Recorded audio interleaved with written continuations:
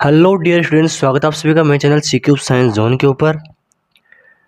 BSc first year की physical class chemistry की जो क्लासेस चल रही थी हमारी वो कंटिन्यू है और उसी के अंदर हम आज एक और टॉपिक लेके आए हैं जो कि इंपॉर्टेंट है। यूनिट नंबर 4 का जो आपका होने वाला है कोलाइडेड स्टेट वाला, ये यूनिट आपकी सिर्फ दो क्लास और बची हैं, इसके अंदर आपको कंप्लीट करवा देंगे। फिर आपकी 5 यूनिट जो आपकी केमिकल काइनेटिक्स वाली, रसायन बलगति वाली, वो आपकी शुरू कर देंगे। ठीक है, तो आज का जो हमारा टॉपिक होने वाला वो होने वाला आपका मिसेलीकरण क्या होती है, फॉर्मेशन ऑफ मिसेल कैसे होता है, इसके प्रकार कैसे होते हैं, इसका उपयोग कैसे होता है, इसकी प्रक्रिया कैसी होती है, प्रक्रियाकरण कैसा होता है। ठीक है, इसके बारे में आज के वीडियो के अंदर चर्चा करने वाले हैं। वीडियो को आराम से देखना, इसकी बिल्कुल मत करना वरना कुछ भी समझ नहीं आने वाला है। एक एक चीज़ को समझते हुए जाना है। थोड़ी सी लंबी हो सकती है क्लास, लेकिन आराम से समझोगे तो सब कुछ समझ में आ जाएगा। ठीक है, तो सबसे पहले शुरुआत करते हैं जो हमारा टॉपिक आज का। पिछली क्लास के अंदर मैंने आपको पायस के बारे में बताया था, इमल्सन के बारे में बताया था। ठीक है, तो देखिए, यदि अब पहली बात करते हैं मिसेल की प्रक्रिया के बारे में। थोड़ा इसके बारे में आपको मैं थोड़ा इसकी डेफिनेशन पहले नहीं बताऊंगा, मैं थोड़ा सा इसको समझाऊंगा कि इसके अंदर करना क्या है। ठीक है, यदि हम सोडियम स्टीरेट C17H35 CONA साबुन का उदाहरण ले, ये क्या है? साबुन है। क्या है? साबुन है। सोडियम स्टीरेट ये एक प्रकार का साबुन ही है। उदाहरण ले तो उसे जल में विलय करने पर, अब इसे क्या होता है, जैसे हम जल के अंदर मिलाते हैं, क्या करते हैं, जल के अंदर मिलाते हैं, तो उसे जल में विलय करने पर Na+ और C17H35 COO- आयन प्राप्त होंगे। ठीक है, यहाँ से सोडियम आयन अलग हो जाएगा और ये वाला आयन आपका अलग हो जाएगा। ठीक है, तो यहाँ पर ये 9 है और ये है केटाइन, यहाँ पर ये A9 है, रेनाइन नहीं है, A9 है। ठीक है, इसको क्या करना है, A9 करना है, Na-RCOO। यहाँ पर आप सोचोगे कि R कहाँ से आ गया, तो R आपका ये रहा, ये वाला जो है ये आपका क्या है, R है। ठीक है, तो RCOO C17H35 CO- ये तो है आपका A9 और जो ये वाला कंपाउंड है ये आपका है सोडियम वाला, जो बच गया वो आपका हो जाएगा केटाइन। ठीक है, ये थी प्रोसेस। जैसे इसको मिलाएंगे जल के अंदर तो ये अंदर अंदर आपका ऐसा हो जाएगा। जैसे देखो बात करूँ तो प्रोसेस समझा देता हूँ आपको। C17H35 COONA ये दो अणुओं के अंदर टूटता है। पहला तो टूटता है RCO- और दूसरा टूटता है Na+ के अंदर। इसके अंदर टूटता है, दूसरा Na+ के अंदर, पहला टूटता है इसके अंदर। अब यहाँ पर जो RCO- है ये वाला कंपाउंड दो हिस्सों में टूटता है। एक तो होता है इसका CO- जो आपका हेड होता है, और एक होता है R भाग जो आपका ये वाला है C17H35 वाला, ये होता है आपका पूंछ का हिस्सा, मतलब ये पीछे का हिस्सा होता है, ये ऊपरी सिरा होता है। ठीक है, ये दो भागों में टूट जाएगा। सोडियम आयन जल में घुलकर जलयोजित हो जाते हैं। अब सोडियम जो आयन होते हैं वो क्या होते हैं, जल में घुलकर क्या हो जाते हैं, जलयोजित हो जाते हैं, क्योंकि वो अस्थायी होते हैं। क्या होते हैं? अस्थायी होते हैं। इतने अस्थायी नहीं होते हैं, स्टेबल नहीं होते हैं, जिसकी वजह से क्या होते हैं, जल में घुल जाते हैं। ठीक है, आगे देखिए, ये आपकी प्रोसेस है। यहाँ पर देखो, आपको पता है ये सोडियम आयन जो आपको दिखाई दे रहे हैं, ये वाले सोडियम आयन ये यहाँ पर जल के अंदर क्या हो रहे हैं, घुल रहे हैं। और यहाँ पर जो आपको ये दिखाई दे रहे हैं डॉट, ये आपके हेड सिरे हैं। क्या है? हेड सिरे हैं। तो मैंने अभी बताया था आपको कि ये वाले सिरे हो जाएंगे हेड सिरे। सोडियम जो मिसेलिक एक प्रक्रिया के जो RCO C17H35 वाले सिरे के हेड सिरे आपके जल की तरफ जाने लगेंगे और पूंछ वाले सिरे आपके ऑयल की तरफ अग्रसर रहेंगे। ठीक है, तो सोडियम आयन जल में घुलकर जलयोजित हो जाते हैं और संपूर्ण जलीय प्रावस्था में बिखरे रहते हैं। अब आपको दिखाई दे रहा होगा ये संपूर्ण जलीय प्रावस्था के अंदर क्या हो रहे हैं, बिखर रहे हैं, बिखरे रहते हैं। N9 है। अब N9 मैंने आपको बताया था अभी, N9 क्या होता है, RCOO-। RCOO- मतलब C17H35 COO- के COO भाग में जल के प्रति आकर्षण होता है। क्या होता है? जल के प्रति आकर्षण होता है। जो आपका COO वाला भाग होता है वहां पर जल के प्रति आकर्षण होता है। जल स्नेही भाग होता है, जहां पर आपको पता होगा कि जहां जल का आकर्षण होगा वही भाग क्या कहलाता है, जल स्नेही भाग कहलाता है। और इससे एनायन का शिरा कहते हैं। क्या कहते हैं? एनायन का शिरा कहते हैं, इसे एनायन का शिरा कहते हैं। एनायन के हाइड्रोकार्बन भाग R जल विरोधी भाग होता है। अब जो एनायन का हाइड्रोकार्बन होता है वो क्या होता है, जल विरोधी भाग होता है और जल में अविलय होता है। जल में क्या होता है, अविलय होता है, जल में अविलय होता है, इसलिए ये क्या हो जाएगा आपका, जल स्नेही नहीं होगा। ठीक है, अब जो सिरा जल में अविलय होगा, मतलब जो सिरा अट्रैक्शन नहीं करेगा जल के साथ में, वो तो दूर रहेगा, और जो दूर रहेगा वही सिरा क्या कहलाता है आपका, टेल कहते हैं। उसे क्या कहते हैं हम, टेल कहते हैं। मिसेल सामान्यतः उन अणुओं के द्वारा बनते हैं जिनमें द्रव स्नेही एवं द्रव विरोधी दोनों भाग होते हैं।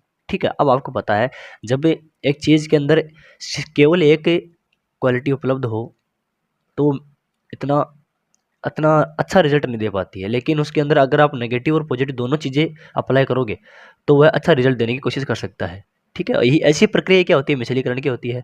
मिश्रीकरण के अंदर अगर आपका हेड शिरा होगा और पूंछ शिरा दोनों होंगे तब ये अच्छा वर्क करेगा, लेकिन इसके अंदर सिर्फ एक शिरा हो, या तो आपका टेल शिरा ले लें या फिर हेड शिरा ले लें, तो ये अच्छा वर्क नहीं करेगा। इसी के कारण का ये है, आपको दिखाया जा रहा होगा, ये पॉइंट मैंने लिखा है कि मिसेल सामान्यतः उन अणुओं के द्वारा बनते हैं जिनमें द्रव स्नेही व द्रव विरोधी दोनों भाग होते हैं। अब ये दोनों होते हैं, अगर एक द्रव स्नेही होगा सिर्फ तो ये प्रक्रिया पूरी नहीं होगी, अगर द्रव विरोधी होगा तो ये प्रक्रिया पूरी नहीं होगी, क्योंकि दोनों का काम होना चाहिए, या तो द्रव स्नेही भी होना चाहिए और द्रव विरोधी भी होना चाहिए। ठीक है, मिसेल।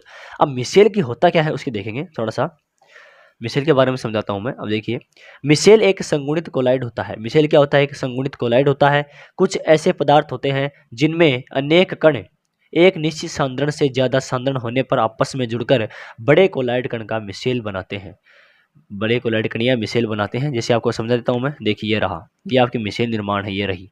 अब मैंने यहाँ पर क्या लिया है, तेल की बूंद युक्त मिसेल निर्माण प्रक्रिया। यहाँ पर देखो, जैसे ही मैंने जो गंदा कपड़ा है या फिर जो भी है धूल लगा कपड़ा है उसको मैंने पानी में डाला तो क्या होता है, ये वाला ऑयल वाला पार्ट है, भाग है, यहाँ से सोडियम आयन है, ये अलग अलग भागों में बढ़ जाता है। देखो यहाँ पर दिखा रहा है इसने, निश्चित सांद्रता से ज्यादा सांद्रण होने वाले आपस में जुड़कर बड़े कोलाइड कण का मिसेल का निर्माण करते हैं। यह क्या होता है, ये सोडियम वाले जो कण है, पार्टिकल है, वो अलग अलग देखो बिखर रहे हैं, चारों तरफ बिखर रहे हैं, तो ये बड़ा मिसेल का निर्माण करेंगे। ये प्रक्रिया क्या है, मिसेल निर्माण है, तेल बूंद युक्त मिसेल निर्माण। यहाँ पर आपको तेल का दाग लगा हुआ है, इसे युक्त ये आपकी क्या है, मिसेल निर्माण प्रक्रिया है। आगे देखेंगे, इसमें देखिए एक संगुणित कोलाइड होता है। ऐसे पदार्थ होते हैं जिनके अनेक कण एक निश्चित सांद्रण से ज्यादा सांद्रण होने पर आपस में जुड़कर बड़े कोलाइड का मिसेल का निर्माण करते हैं।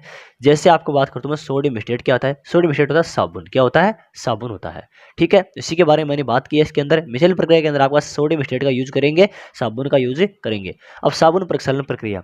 अब साबुन प्रक्षालन प्रक्रिया का मतलब क्या होता है वो देखिए। पहले तो झाग विधि, या फिर आप उसको उससे दाग निकालने की विधि बोल सकते हो, या फिर दाग हटाने की विधि बोल सकते हो, या फिर मेल निकालने, जो गंदगी है उसको साफ करने की विधि बोल सकते हो। उसी को बोलते हैं साबुन की प्रक्षालन क्रिया। क्या बोलते हैं, साबुन की प्रक्षालन क्रिया।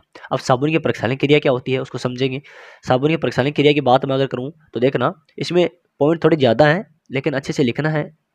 मतलब ये लैंग्वेज का टॉपिक ज़्यादा है, इसके अंदर थ्योरी बहुत ज़्यादा है।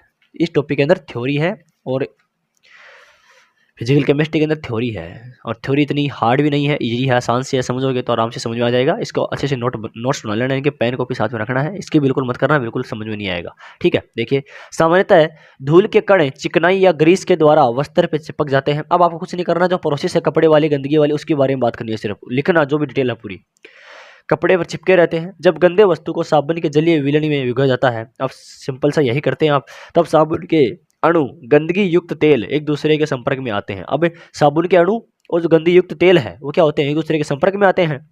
साबुन का आर भाग है, अब आपका मतलब पूंछ वाला हिस्सा वस्त्र पर विद्यमान तेल में मिल जाता है, और ध्रुवीय सिरा CO- जल में अघुलनशील होने के कारण तेल के घेरने वाले जलीय परत में रहता है।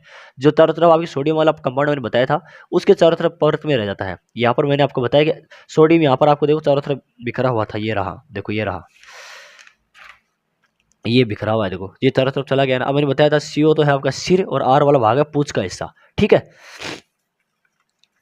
साबुन का आर भाग वस्त्र पर विद्यमान तेल में मिल जाता है, और ध्रुवीय सिरा COO- जल में घुलनशील होने के कारण तेल के घेरने वाले जलीय परत में रहता है। अब तेल के घेरने वाले जलीय परत में कौन था, सोडियम था, उसी के अंदर आपका ऐड हो जाता है, कौन हो जाता है, जो घेरने वाले जो CO- जल में घुलनशील के कारण, ठीक है, CO- हो जाता है। अब आगे देखिए, लास्ट 2-3 पॉइंट है इसके, देखना ध्यान से। इसके अंदर आपको कुछ नहीं करना है, नॉर्मल टॉपिक है। इसके अंदर आपको सिर्फ जो प्रक्रिया होती है कपड़े धोने की, गंदगी निकालने की, उसके बारे में थोड़ा सा आपको थ्योरी लिखनी है, बाकी कुछ भी नहीं है। जो मेन पार्ट था वो इसकी थोड़ा सा छोटी सी रिएक्शन थी वो इस तरह H35 वाली, वो आपको मैंने समझा दी है कि किस किन भागों में टूटता, 2 भागों में टूटता था, RCO माइनस और Na+। इसके अंदर निकाल देगा, R आपका पूछ वाला भाग हो जाएगा और CO माइनस वाला सिर वाला भाग हो जाएगा। ये मैंने आपको बता दिया, ठीक है, नॉर्मल सा लिखना आपको, ठीक है। एक भी चीज़ हमेशा याद रखनी है इसके अंदर, एक चीज़ का यूज़ किसका करना है इसके अंदर, तो इसको याद रखना है सोडियम स्टीरेट का। किसका? सोडियम स्टीरेट का या फिर साबुन का, ठीक है।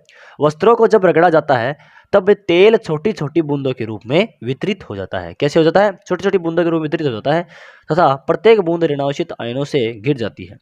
किससे गिर जाती है? ऋणांशित आयनों से गिर जाती है, जिससे मिसेल का निर्माण होता है, ठीक है। यहाँ पर आपको जो ये तेल का वाला कंपाउंड है, तेल वाला जो ये है पार्टिकल है, ये क्या होता है, नेगेटिव आयनों से गिर जाता है। यहाँ पर नेगेटिव आयनों से क्या जाता है, गिर जाता है, ठीक है। और यहाँ पर सोडियम की परत रहती है चारों तरफ, ठीक है, गिर जाता है। प्रत्येक बूंद ऋणांशित आयनों से गिर जाती है, जिससे मिसेल का निर्माण होता है।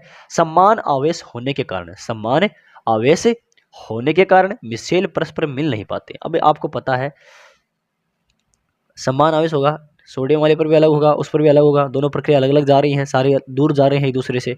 तो इसके अंदर क्या होता है, दोनों एक दूसरे को मिल नहीं पाते। मिलते कब? जब प्लस और माइनस दोनों साथ में हो, कंबाइंड हो, अट्रैक्शन होगा तभी होगा ना। यहाँ पर क्या हो रहा है, रिपल्सन हो रहा है। क्या हो रहा है? रिपल्सन हो रहा है। समान आवेशन होने के कारण दोनों मिसेल परस्पर मिल नहीं पाते हैं। इस प्रकार गंदगी युक्त प्रत्येक तेल बूंद के चारों ओर एक स्नेही का पृष्ठ निर्माण हो जाता है। क्या होता है? स्नेही पृष्ठ का निर्माण हो जाता है, जिसके कारण ये मिसेल जल में घुलकर पानी के साथ दूर हो जाते हैं, अपने साथ गंदगी के कण भी ले जाते हैं।